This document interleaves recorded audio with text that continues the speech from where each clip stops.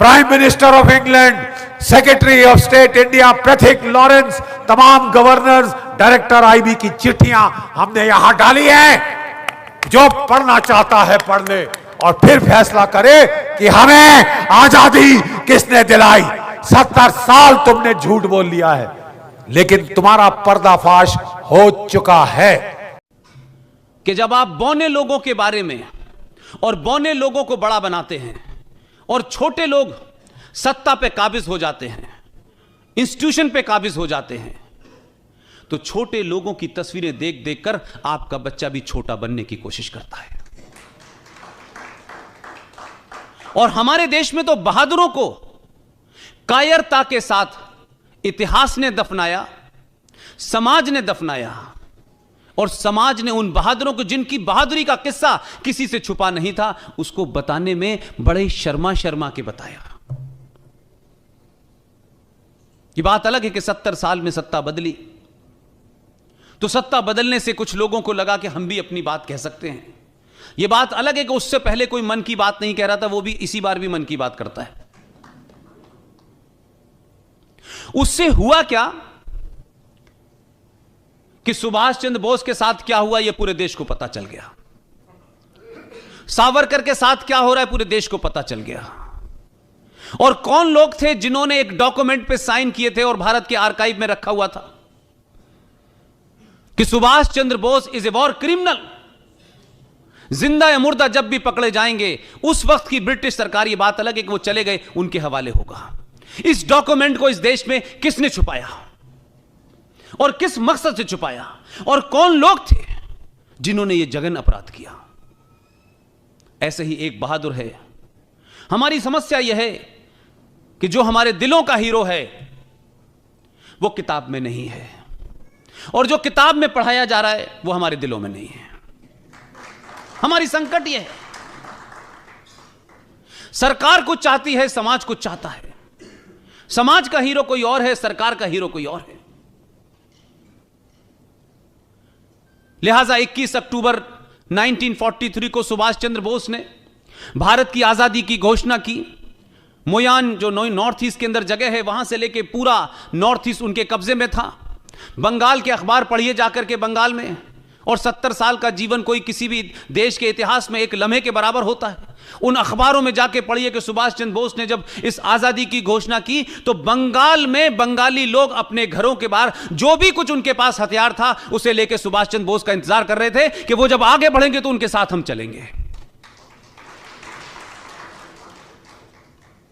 21 अक्टूबर को उस घोषणा के बाद इस देश में करेंसी भी जारी की और बैंक भी जारी हुआ, और दुनिया के 11 देशों ने, जिसमें यूएसएसआर जैसा देश शामिल है, उन्होंने उस सरकार को मान्यता दी। लेकिन षड्यंत्र कहीं और नहीं, आपके घर में हो रहा था। कुछ लोगों को ट्रांसफर ऑफ पावर से ट्रांसफर होकर के डीएम से पीएम बनना था, इसलिए उन्होंने तमाम समझौते किए। तो जो आदमी 43 के अंदर पूरे लाव लश्कर के साथ देश की आजादी की घोषणा करता है, 47 आते आते वो किस कॉन्स्पिरेसी का शिकार हुआ, यह देश को पता करने में 70 साल लग गए। और जिस शख्स को आपने भेजा उसने कम से कम सुना तो, हमारी तो कोई बात ही नहीं सुन रहा था।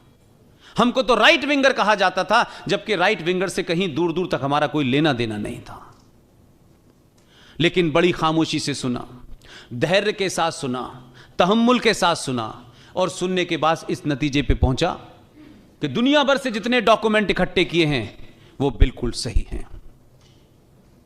और जब सही बात पता चल गई तो करेज देखिए, ये करेज आपने दिया है, देश ने दिया है, ये ताकत आपने दी है।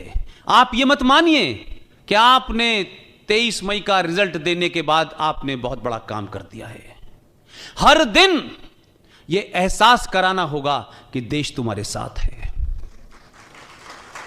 जो साथ नहीं है वो उठ के चले गए, जो साथ नहीं है उनके बारे में कोई गलतफहमी नहीं रखना चाहता मैं। जो साथ हैं वो अपने साथ होने का परिचय दें। उसने पूरी बात को माना और 21 अक्टूबर को भारत के लाल किले पे दोबारा जाके झंडा फहराया।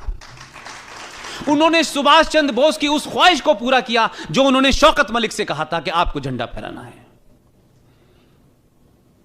और एक घटना का जिक्र इसलिए क्योंकि आप गुजराती हैं। प्राइम मिनिस्टर हाउस से जब वो शख्स निकला और लाल किले तक जा रहा था, इस बीच में उन्होंने एक ट्वीट किया। वो ट्वीट सार्वजनिक था। उस ट्वीट में क्या लिखा था, मैं ये बात इसलिए नहीं कह रहा कि वो कोई ट्वीट बताना मेरे लिए बड़ा इंपॉर्टेंट है। इंपॉर्टेंट यह है कि देश का प्रधानमंत्री 4 साल तक सत्ता पे बैठता है। सब कुछ होने के बाद जरा समझिए कि जो लोग इस देश में दुश्मन हैं उनकी ताकत कितनी गहरी है, उनकी जड़ें कितनी गहरी हैं। उन्होंने अपने ट्वीट में कहा कि मैं झंडा फहराने जा रहा हूं, लेकिन मुझे मालूम है लोग मेरे बाल नोच लेंगे। यह उनका ट्वीट था।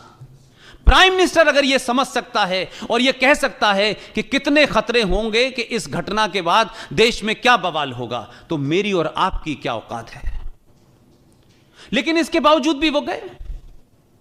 लगातार पूरी team, G D Bakshi, colonel R S Singh, Sushil Pandit, Gaurav Arya, Lalit Ambardar, हम सब ने कहा हम पीछे नहीं हटेंगे चाहे कुछ हो जाए। उसी दिन प्रधानमंत्री ने झंडा भी फहराया और देश के एक बड़े इतिहासकार को बुला के कहा कि मुझे 23 जनवरी, जिस दिन सुभाष चंद्र बोस का जन्मदिन होता है, मुझे इसी लाल किले के अंदर दुनिया का सबसे बेहतरीन सुभाष चंद्र बोस का म्यूजियम चाहिए। आप में से जितने लोग हैं और खासतौर से जो नई नई शादी करते हैं और शादी करने के बाद, मुझे अभी तक यह समझ नहीं आया भाई कि जब तक नहीं मालूम था तब तक तो ठीक था। शादी करने के बाद अच्छी खासी अपनी बीवी को लेकर के, जिसे आप चाहते हैं काफी साल जिंदा रहे, उसे सबसे पहले ले जाके ताजमहल में कब्र पे क्या दिखाते हैं आप कि तुम्हारी भी कब्र ऐसी बनाऊंगा। भाई मुझे बताइए, समझ में नहीं आया मुझे। जिस पूरे फ्रॉड नैरेटिव को क्रिएट किया कि ये मोहब्बत का ये निशानी है। अब ये मोहब्बत की निशानी कोई कब्र कैसे हो सकती है यार। और मुसलमान भी जाते हैं, गैर इस्लामिक काम है तब भी कर रहे हैं। अगर आपको अपने बच्चों को, आने वाली नस्लों को, जो हमसे और हमारे बुजुर्गों से गलती हुई है और उसको सुधारना है, तो इस वक्त देश के अंदर बहुत बड़े बड़े काम हो रहे हैं।